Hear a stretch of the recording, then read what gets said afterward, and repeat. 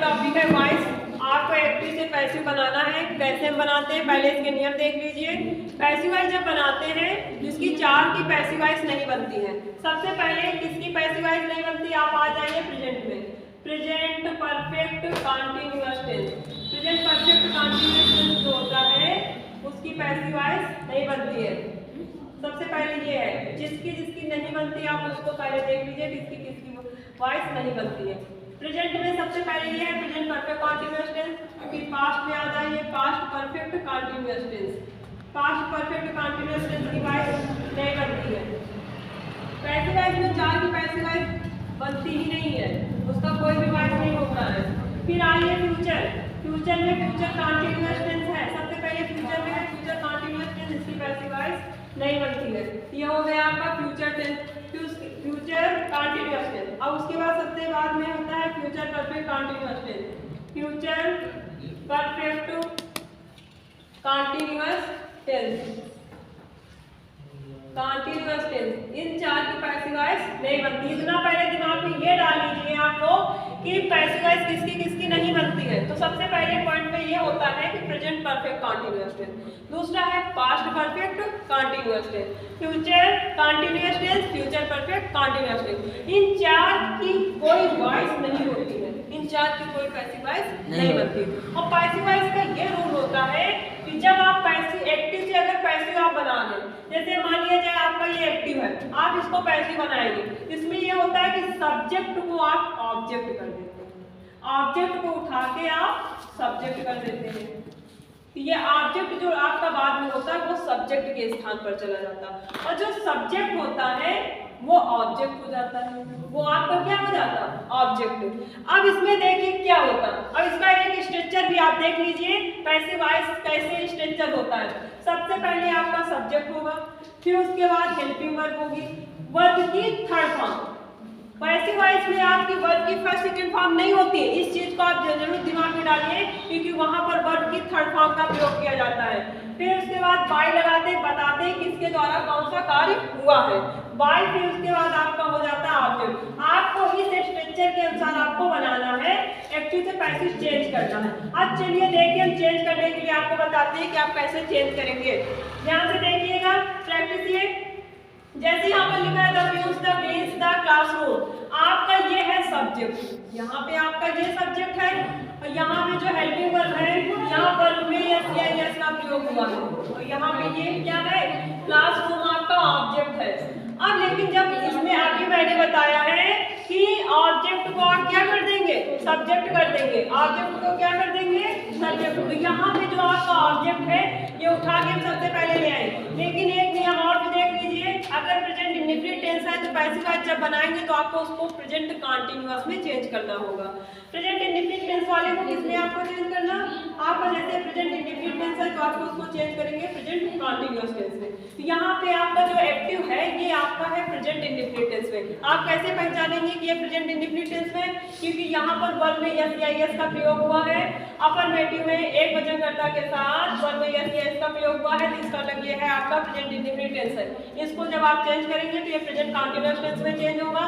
तो सबसे पहले ऑब्जेक्ट उठा लेंगे, ऑब्जेक्ट हमारा है द क्लासरूम, ऑब्जेक्ट हमारा ये पूरा है द क्लासरूम। अभी मैंने रूल भी बताया है, आप रूल के अनुसार समझ लीजिए।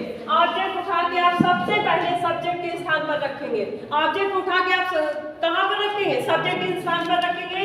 जो कि ऑब्जेक्ट आपका यहाँ पर रखा है तो सब्जेक्ट आपका उठा के यहाँ रखेंगे सब्जेक्ट के स्थान पर। यहाँ पर जो सब्जेक्ट है द व्यूज, लेकिन अब ये सब्जेक्ट नहीं होगा, आपका ऑब्जेक्ट वाला सब्जेक्ट सबसे पहले रखा जाएगा, ये हो जाएगा द क्लासरूम, द क्लासरूम।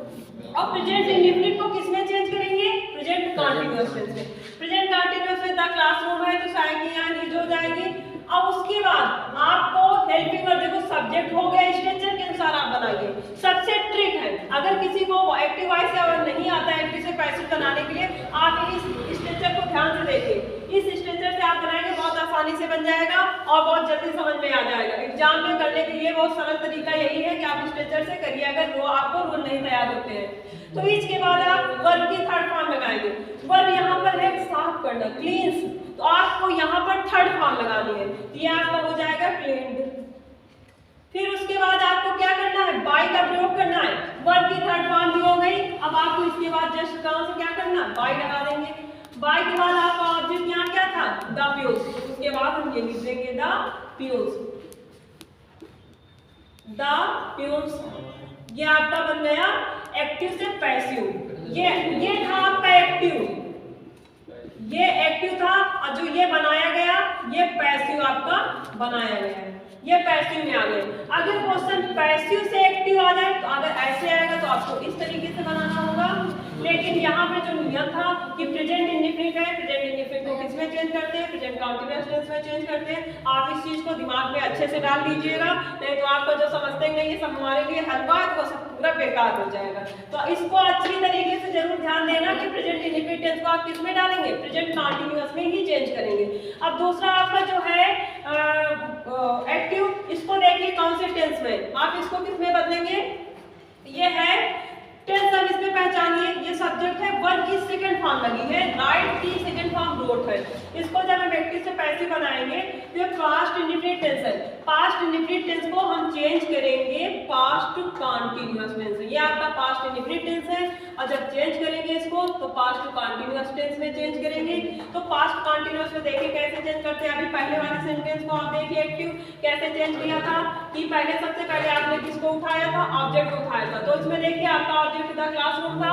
अब उसी के अनुसार आप इस सेंटेंस को करने के लिए कोशिश करिए, कैसे आप करेंगे। इसमें आपका क्या होगा, ऑब्जेक्ट यहाँ पर बुक है तो आप सबसे पहले ए बुक को उठा के रख लीजिए, तो यहाँ हो जाएगा ए बुक। उसके बाद आपको चेंज किसमें करना है, आपका ये पास्ट इंडेफिनिट है, चेंज आपको करना है पास्ट कंटीन्यूअस में। अब पास्ट कंटीन्यूअस से यहाँ पर एक ही बुक की बात हो रही है तो शायद आप जो हेल्पिंग वर्ब रखेंगे आपका ये सब्जेक्ट, अगर स्ट्रक्चर के अनुसार आपको देखना है तो आप स्ट्रक्चर के अनुसार देखिए। यहाँ पे सबसे पहले सब्जेक्ट रखा गया है, तो आपका ऑब्जेक्ट को उठा के मैंने सबसे पहले सब्जेक्ट रख दिया है, फिर हेल्पिंग वर्ब आपको रखना है, हेल्पिंग वर्ब आपकी हो जाएगी बात। उसके बाद आपको वर्ब की थर्ड फॉर्म करना है, राइट की थर्ड फॉर्म रिटेन होती है तो आप उसके बाद रिटेन कर दीजिए, फिर रिटेन के बाद आपको बाय लगाना है, बाय हो गया। बाय के बाद आपको देखना ऑब्जेक्ट सब्जेक्ट क्या था, आपका सब्जेक्ट ही था तो आपको वही सब्जेक्ट उठा के यहाँ पे ही रख देना है, तो बाय ही हो जाएगा। ही को हिम में चेंज कर देते हैं, सॉरी ही को हिम में चेंज हो जाएगा। तो आपका जो सब्जेक्ट यहाँ पर ही आया है ही को हम चेंज कर देते हैं हिम में, तो ये आपका हिम हो गया। अब आप देखिए इसको एक बार फिर से समझ लीजिए, रिपीट करते हैं दोबारा से अगर आपको समझ में ना आया हो। ये आपका कौन सा टेंस है, सबसे पहले आप इस एक्टिव को पहचानिए, आपका ये एक्टिव कौन से सेंटेंस है।